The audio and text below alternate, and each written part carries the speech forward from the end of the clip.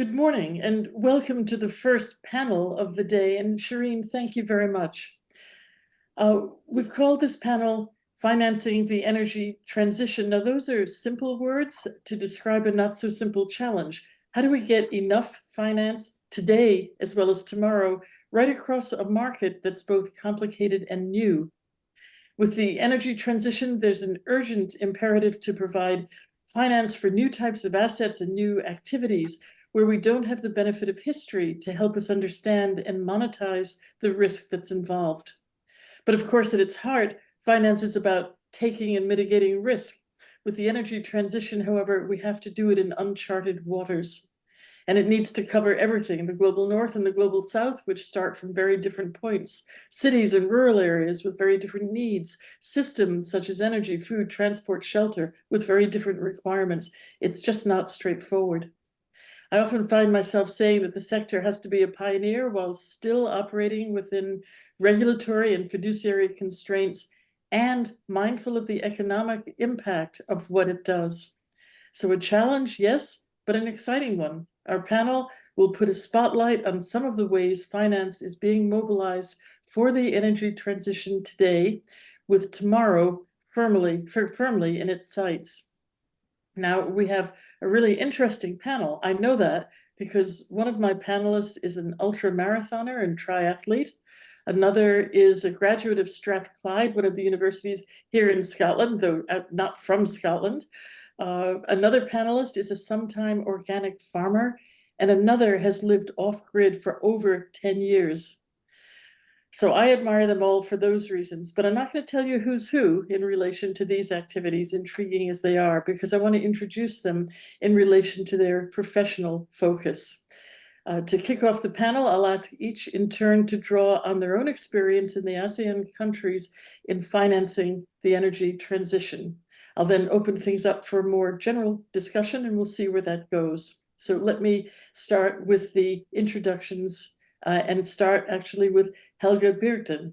Now, Mercer is a firm that we at GEFI have worked with. We know some of your colleagues. Helge is partner at Mercer, and even more so, she is Mercer's global chair on sustainable investment. And she has broad influence as an advisor and writer working with some of the most notable multilateral institutions. So first question to you, Helge. Within Mercer, what are you seeing in the ASEAN region in terms of investor actions to mitigate risks and seize opportunities that are associated with the energy transition? Thank you, Susan. Well, we see investors increasingly investing into renewable energy because we know that production costs are falling, and that's so important. We see investment into, for example, in the ASEAN region, hydropower, utility scale, solar PV and onshore wind. But obviously there also needs to be investable transmission and generation that supports it. But there's some terrific examples in, for example, Malaysia and Vietnam. So falling renewable energy production costs are supporting investor action. But as we know, we also need robust government policy, regulation, and transparent disclosure and corporate reporting. Another element that we see investor action in is blended finance, and this is becoming an evolving area of investor action, with some ASEAN pensions and large managers taking, for example, 20% first loss risk reduction, and they look to funding from philanthropic and catalytic sovereign capital. There are lots of different types of investor vehicles and tools such as green bonds. I know we might talk about them later, sustainability-linked loans, and investment products that consider, for example, nature impacts, green waste to energy, wastewater solutions that improve water quality. And we're seeing an increased interest, particularly in global investors, in supporting a circular economy. So looking for companies in the region that help transform carbon into materials, and also looking at biodegradability. I just wanted to add that in a recent Mercer study we prepared called Transition Today, we noted the capacity for investment. And this is the sort of frustrating but exciting, as you say, element to investor action. In this study, we looked at the finance flows into climate investing, and that private sector capital, which represents the largest pool of capital within the private sector, is 0.01% of their asset base. So a lot more can be done. The money is there. And in some quarters, there's a call for asset owners to weigh in more, for public money, pension assets to be core to funding. But key to this is, as your question suggests, is risk reduction. So the ASEAN region needs to offer investors a like level to OECD countries to attract those large institutional investors. And that's a bit of an ideal. So just to sort of sum up, I guess like many other regions, the ASEAN region runs the risk, if we want to talk about risk, of underinvestment across almost all energy technologies, according to the research. So that is very interesting, and you're saying, in talking about activities and areas of focus that are developing, and we see them, in areas and regions around the world. But a very interesting point that you finished up on, saying that the region right now possibly is facing underinvestment. What do you think it needs to happen quickly to change that perception? You're talking about inward investment. You're talking about investment from financial companies within the region itself. Yes, inward investment, and I'm sure there are others on the call that can talk further to this. I think that is critical because we do see foreign capital coming in, as I was saying earlier too, with those examples in Malaysia and Vietnam. But we do need that inward investment, that governance, that policy, and the confidence. And the application, not just to produce, for example, solar PV for export, but for application domestically. Right. Okay, that's very helpful. Helga, thank you very much. I'm now going to move on, and Amana, I'll turn to you with a question. Amana Abubakar is the Chief Sustainability Officer at AmBank, and most of us will know that AmBank is one of the largest banking groups in Malaysia, and she's also a chartered accountant and a chartered banker. I know a lot of people who are chartered accountants and others who are chartered bankers. I don't know many who can claim both distinctions, so well done to you, Amana. Here's my question for you. The National Energy Transition Roadmap was launched in Malaysia last year, I believe, to accelerate the country's energy transition. So can you tell us something about how AmBank Group strategically is aligning with the roadmap, which of course points the way towards reaching net zero emissions by 2050? What's happening in the bank?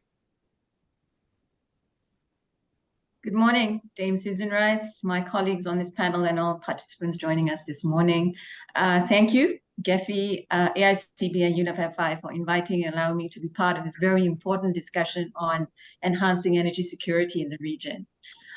When we looked at Malaysia's the National Energy Transition Roadmap, or NETR in short, we were very encouraged at AmBank. Now, 67% of Malaysia's GHG emission profile comes from energy. And the NETR actually provides a clear trajectory to steer the energy systems away from conventional fossil fuel-based sources and towards cleaner, more sustainable alternatives. The plan, just to give a quick background for our participants, outlines a gradual increase in renewable energy share, targeting 40% by 2030 in Malaysia and 70% by 2050. So we're using 6 energy transition levers, namely RE, or renewable energy, hydrogen, bioenergy, green mobility, and CCUS, or carbon capture, utilization, storage. And lastly, energy efficiency. So as such, there is substantial investments to be made in infrastructure and technology. We were just talking about inward investment, collaboration with partners in the regional countries that will certainly lead to numerous benefits for the economy. Green job creation, I think there is a large number quoted as part of the NETR. And GDP upliftment, of course, will naturally be a consequence of the plan, as well as elevation of technical capabilities for Malaysia. So essentially, the plan aims for GHG emissions in the country to reduce by a third. Now, at AmBank, we are working very closely with the industry, understanding their business and transition plans, their involvement in the NETR, and thinking through opportunities with them, and solutioning financing options to facilitate moving the needle in line with Malaysia's aspiration of net zero as early as 2050. We have in AmBank participated in large-scale financing, capital market transactions through sustainability, Islamic medium-term note programs, and sukuk programs. We are also a key participant in Bank Negara Malaysia's financing facility for SMEs, the Low Carbon Transition Fund, which includes utilization of blended finance in efforts to green the value chain. We are also offer green financing for initiatives providing environmental benefits such as GHG emission reduction, and have developed a green financing guideline. Here, we have been offering solar financing, solar PV financing as an example, and we also have sustainability-linked loan financing available where interest rebates are tied to achievements of ambitious predetermined sustainability performance targets. So AmBank is also a key participant at the Joint Committee for Climate Change, or the JC3, spearheaded by Bank Negara Malaysia and the Securities Commission Malaysia. And we participate in 3 of their main subcommittees, first being risk management, second governance and disclosure, and the third, the SME focus group.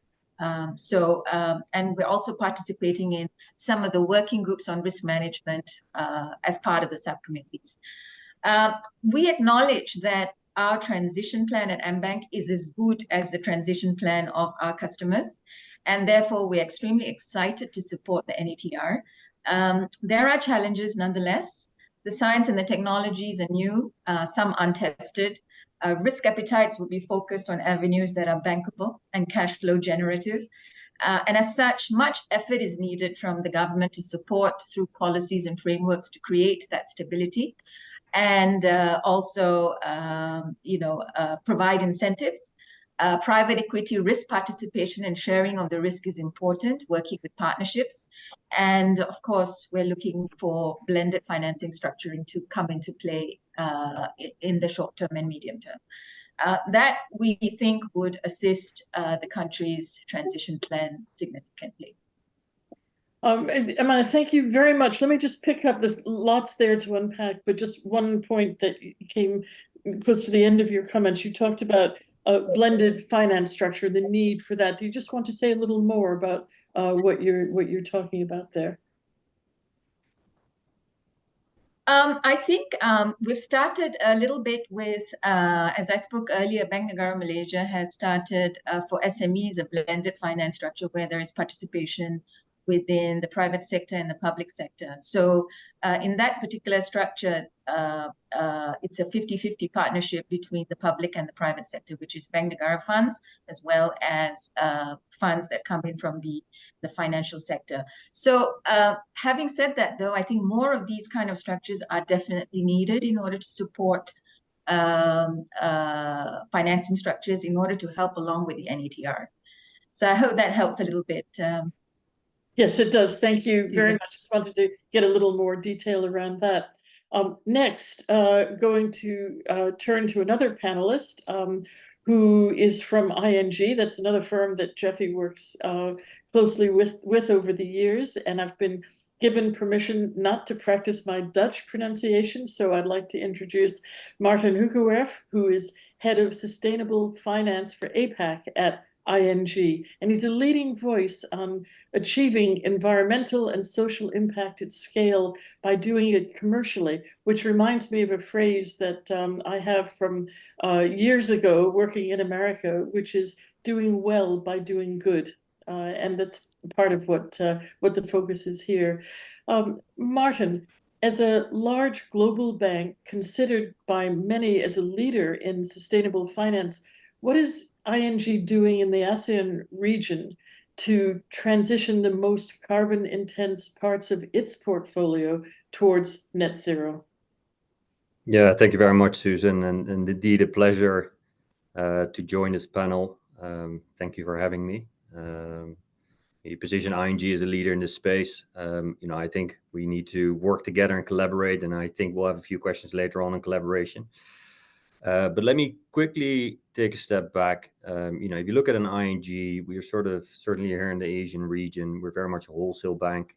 Only in Australia do we do retail banking as well. So as a wholesale bank, we cover certain sectors, and these sectors tend to be quite carbon intensive. Think about real estate, aviation, shipping, steel production, the energy sector. They're very carbon intensive, and that means that our own loan portfolio is indeed quite carbon intensive. We've made a commitment a number of years ago in 2017 to achieve net zero and to start monitoring and measuring the carbon intensity of our loan portfolio, of the 9 most carbon intensive sectors that we have in our loan portfolio, and start monitoring that, and then also start steering our loan portfolio in the direction of net zero and tracking that alongside science-based trajectories.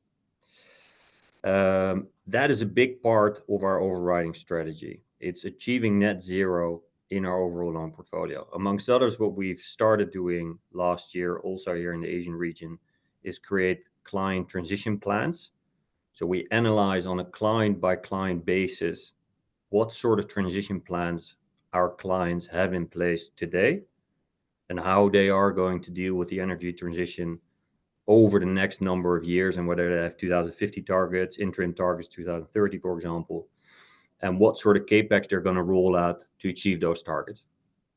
From a bank's perspective, we see that as a massive opportunity to engage with our clients on this topic, because our clients obviously want to make sure that they continue to have access to capital, but they also want guidance. As a bank, we typically are very well aware of what's happening in certain industries, and we can communicate what is happening in particular industries to the relevant players and the relevant clients.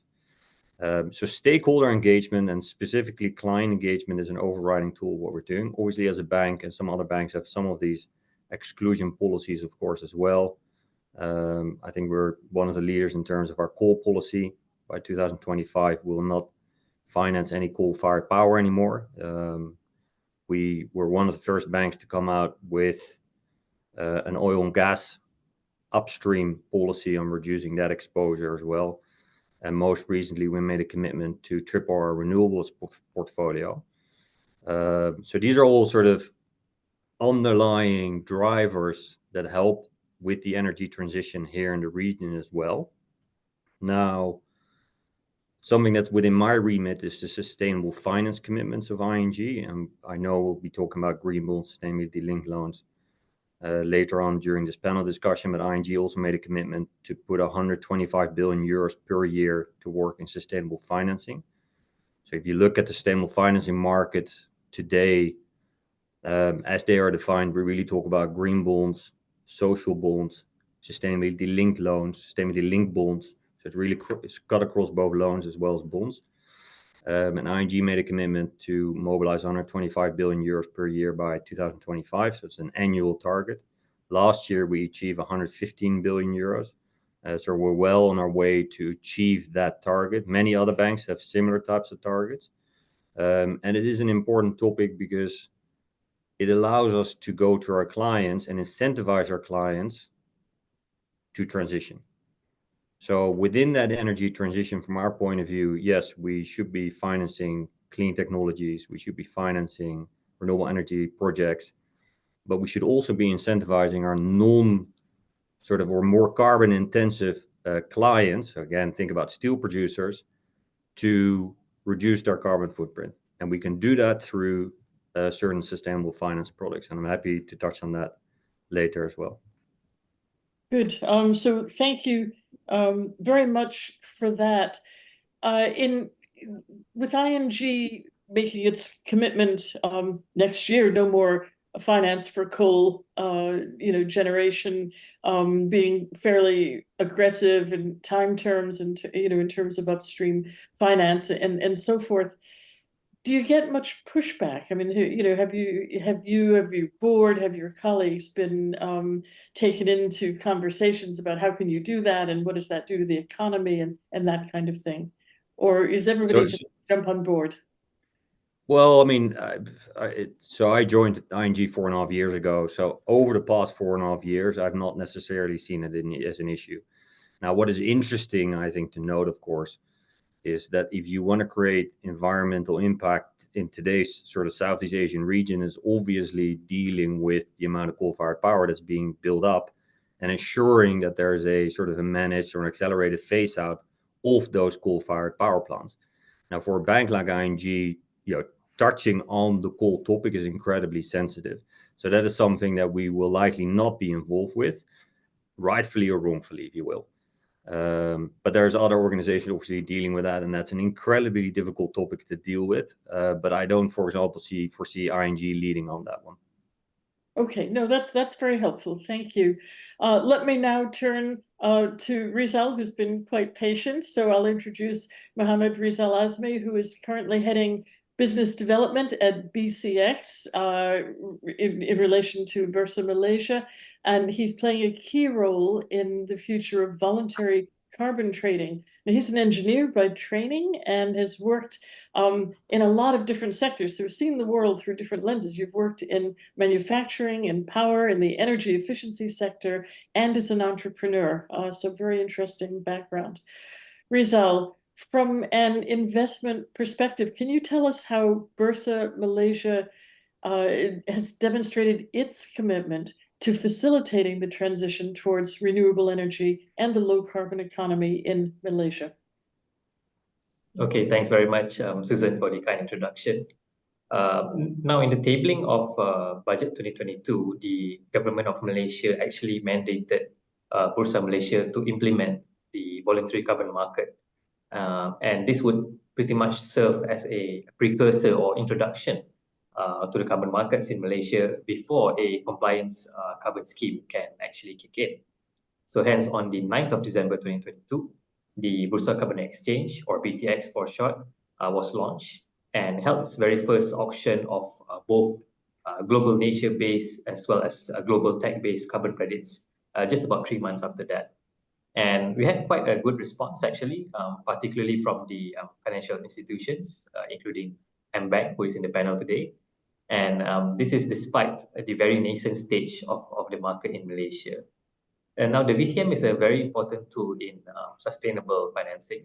According to an article released by the World Economic Forum last August 2023, the VCM is currently one of the effective mechanisms in reducing GHG emissions reductions. And it does so very efficiently by unlocking millions of dollars in funds from the private sector every year. And the fact that it is from the private sector is also very important, as it actually reduces the pressure that the government needs to come in and actually fund it. So in addition to these carbon credits, earlier this year, Bursa Malaysia was rebranded as a multi-asset exchange. And in line with that, the Bursa Carbon Exchange also aspires to be a multi-environmental product exchange. Hence, we will also be introducing another environmental attribute called the Renewable Energy Certificates, or RECs for short, in the exchange. And we will start off first by way of auction, planned to be on the 25th of June 2024. And this is also one of the enablers of supporting the energy transition by channeling the funds to the renewable energy projects. So I guess in conclusion, the offerings of both the carbon credits as well as the RECs is one of the commitments that Bursa Malaysia has, in facilitating the transition towards a better or low carbon economy in Malaysia. Thanks. Rizal, thank you very much.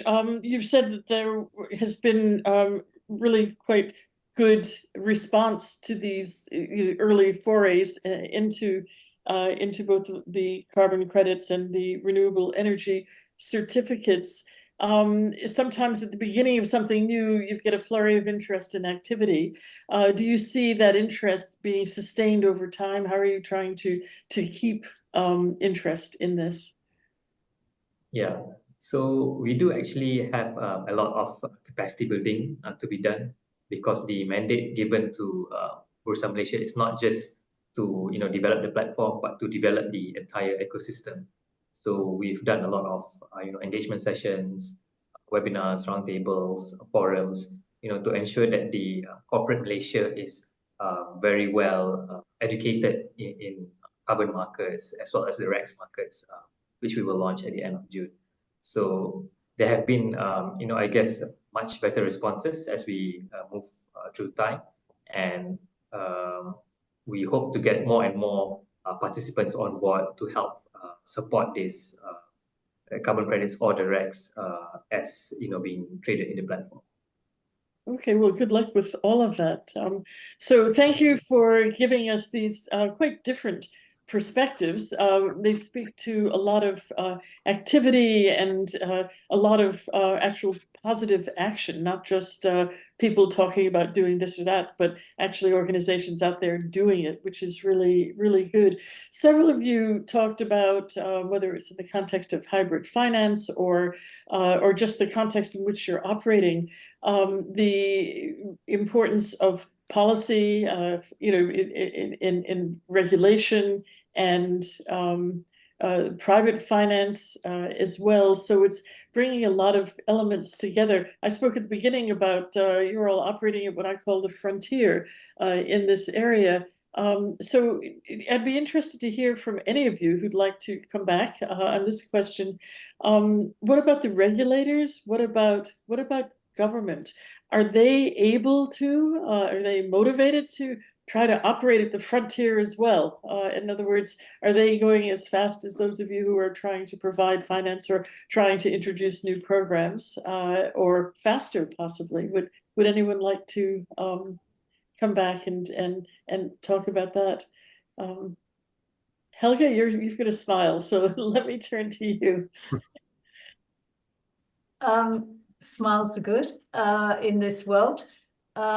Yes, I think it's very important to see much more commitment if we're going to talk about the ASEAN region, to make sure that the high-level transition plans and frameworks and so on actually translate on the ground. And I think that's the challenge, not just in the ASEAN region, but really everywhere.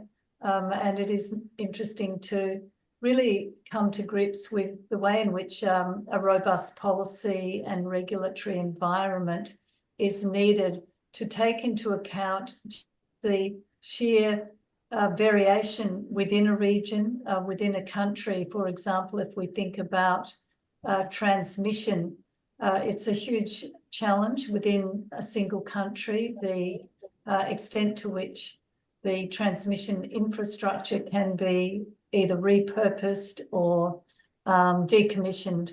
And that does require innovation and a lot of capital to meet the challenge. Yeah, no, that's absolutely right. Related to this is, and I'll ask the question specifically in relation to the ASEAN region. How are the ASEAN countries approaching the need to balance economic growth and stable energy supply at the same time as going through this transition to cleaner energy sources? It's a question everywhere, but specifically in this region. Again, anyone want to speak up? And if not, I will call on somebody. Martin, let me turn to you. Yeah, I put a smile on my face, so I was expecting. You did? That was your signal. Yeah, I mean, I think they're trying to strike the balance, right? While giving the least disruption to stable supply of electricity and energy, I suppose. And I think, you certainly see in some of the countries here in the Southeast Asian region, that there's underinvestment. To Helga's point earlier, there's underinvestment in, for example, renewables. If you look at a country like Indonesia, for example, the pickup of solar and wind energy, and admittedly, it's not the best country for wind energy, but the pickup of your traditional renewable energy solutions is very limited. So I think there's underinvestment happening, and that is the excuse that we often hear is indeed the focus on the need for stable, affordable energy supply to an emerging nation.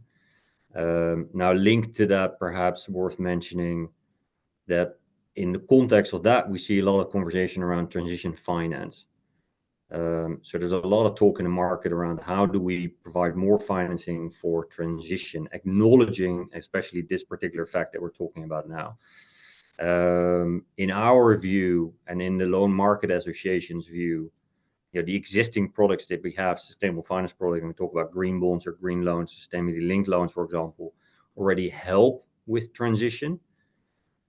So I think that needs to be acknowledged, but certainly we need to mobilize a lot more capital for the purpose of transition specifically. And I think we're going to need better roadmaps and or taxonomies to allow to mobilize more capital for the purpose of transition.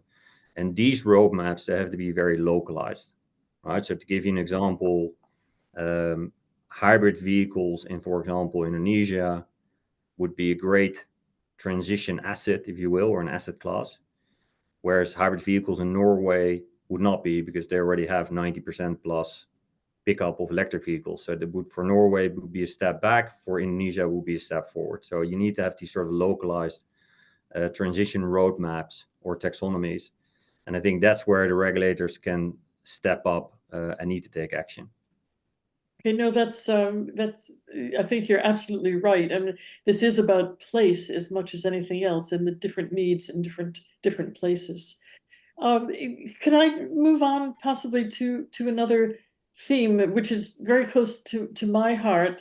So one of the things that I do just now is chair a new entity in Scotland called the Fourth Green Freeport, which is dedicated to a just transition to reindustrializing Scotland for a green future. So it's about industry, it's about ports and doing a lot of the things you're talking about, financing, but it's also about regeneration and reskilling and adding jobs, not losing jobs. So it has social as well as environmental focus. The only way this works, at least in our world, is by a partnership or a consortium across private sector firms, including government, both local and national, and also universities and providers of training and skills. So a real consortium and partnership, not easy, but the only way that we can bring this to life. And so I'm wondering, in the ASEAN region, have you been able to leverage international partnerships or climate funds to accelerate the energy transition? And do you see much activity today where public and private sectors are collaborating in order to mobilize sufficient funds for what's needed? Amanda, could I turn to you?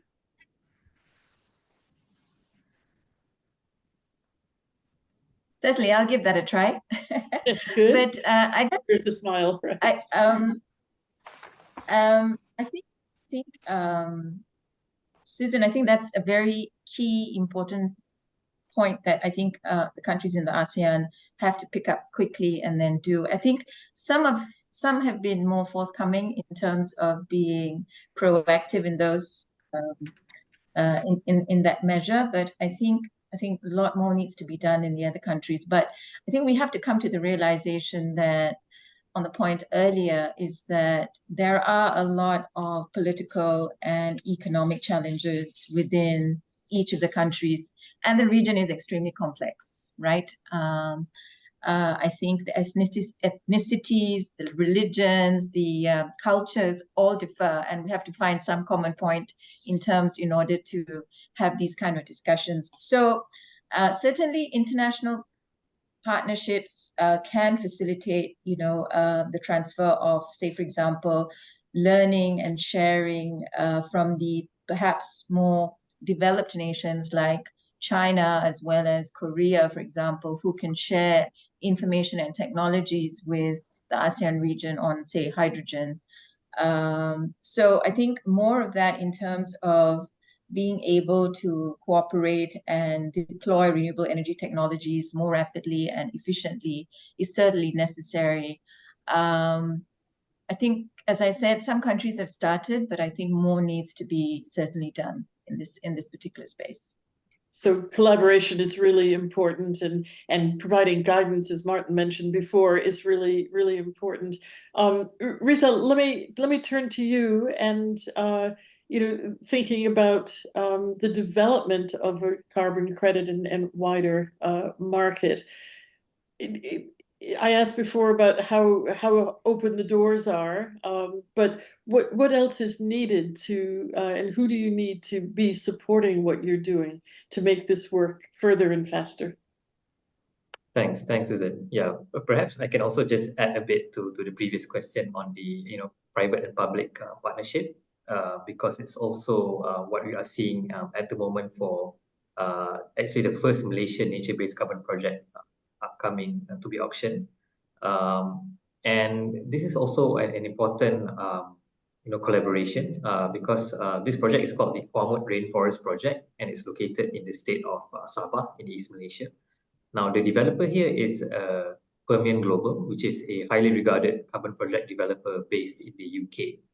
And they have actually partnered with the Sabah state government via the Sabah Forestry Department, and also the ASEAN Sabah Group via its subsidiary, Rakyat Berjaya.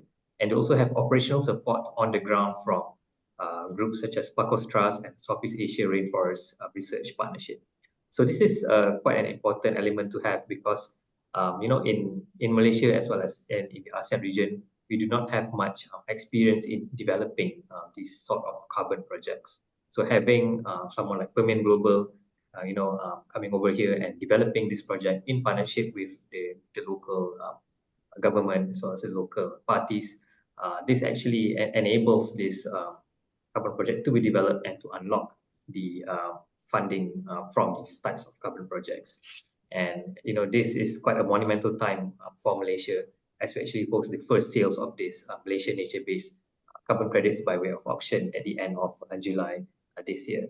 So that is on the supply side, and of course on the buyer side. Although I mentioned before that the voluntary carbon market as well as the voluntary RECs market is still in its nascent stage, private sector participation is highly encouraged to help unlock the huge amounts of private sector funding available here.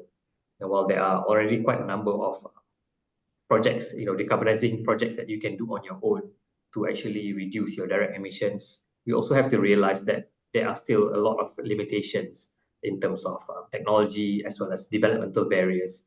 And we may not be able to reach our net zero 2050 targets, globally, if we were to solely rely on that. So funds should actually be channeled to where it can be best utilized at this current. Okay, so that's very clear guidance from your perspective. Get the money working where it will work right away, and then the rest will follow. I assume you're implying. Just a quick question around technology and innovation. Is there a way that those will be contributing, either of those areas of focus or development, to helping make energy transition projects more financially viable and sustainable?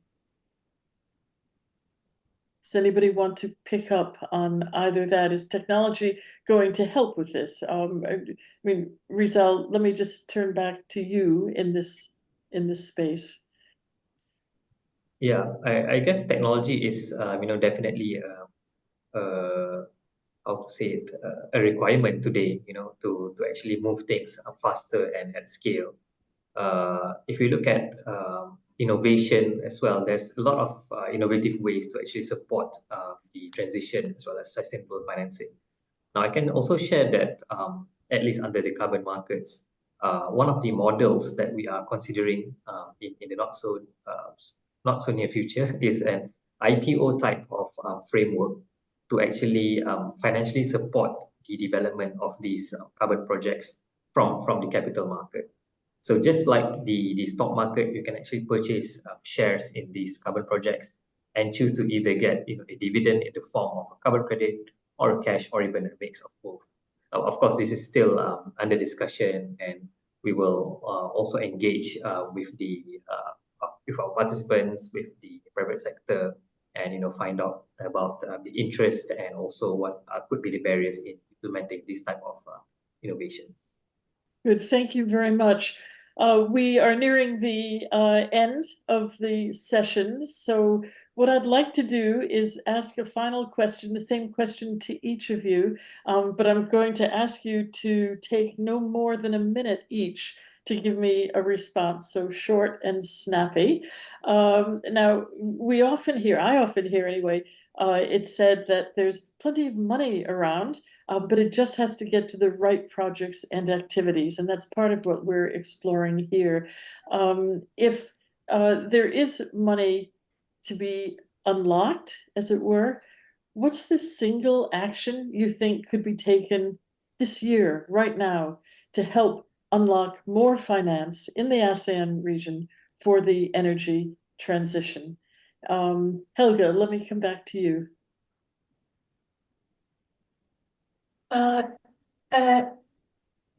Really thorough analysis of what's in the portfolio so that capital can flow. And that means understanding the extent to which the companies into which institutional investors are invested have capacity to transition, and to the extent to which they can do that. So I think that is really key, that deep understanding, the knowledge of transition capacity, what it takes, what is the priority, how can we mobilize this capital for green assets, where should we be engaging with companies, where should we be capitalizing more, etc. So I think it has to start at that level. Okay, thank you very much. Amana, what's your answer to that question? For me, fundamentally, I think even before we talk about the technicalities, I think the mindset shift is really necessary. So it's not about postponing action and opting to take it further down the road and take a wait-and-see approach, but more so in terms of trying to figure out what needs to be done right away, starting small and targeted. I think that would help in encouraging multiplier action and consequences from that decisioning. Good, thank you very much. Yeah, Rizal, what's your response to the question? Thanks, Susan. Yeah, hopefully this doesn't sound like a sales pitch or a broken record, but in my view, it is highly encouraged for the private sector to support these carbon projects and renewable energy projects by also supporting the carbon credits and the RECs, which are offered in the market. And with combined effort from both the larger corporates, even the smaller SMEs, we can definitely see a significant improvement in, I would say, a relatively simple financing strategy. And as mentioned before, the voluntary carbon market as well as the voluntary RECs market can actually help to mobilize these huge amount of funds available from the private sector into this. Okay, thank you. Martin, what's your response? Yeah, for me, it's the transition pathways, going back to those. We're seeing some very positive noises come out of Japan with sectoral roadmaps developed by METI. And I hope there's going to be some sort of spillover effect here into the Southeast Asian region as well this year, which I think might be feasible. Certainly not across the whole region, but maybe in some countries there's a proper pickup on those. That's one. Slightly longer term, if I may, and time allows, pricing. Any sort of pricing impact where we can go to our clients and say, hey, if you're financing a green or sustainable, if you're looking for finance for a green or sustainable project, that we can actually offer that at a slightly more competitive price. Because today that's all sort of similarly priced, and obviously that needs to be done through a collaborative effort, including potentially with the regulators and the central banks as well. So I think that's a longer term target. Right. No, that's a very interesting one, and usually it looks more expensive rather than more financially viable, and so that would be a tremendous shift if that were to happen. Let me just now say thank you very much indeed to panelists. I could go on all day talking to you about these things. We've heard from several of you about underinvestment in the ASEAN region, but we've heard about lots of activity from lots of different lenses, as it were, in terms of trying to build and increase investment. An important focus on providing guidance to your clients and customers, not just the money. You have to help them understand what they can do and how they can use it best. And also about starting small. The way you get this going is not saying you have to solve it all at once, but actually starting with the building blocks. So very good, good messages, and keeping in mind all the differences, ASEAN region to the rest of the world, even though it can benefit from what happens elsewhere, and within the ASEAN region, the differences all around it. So a very exciting time for all of you. Thank you again. And now, Shireen, back to you.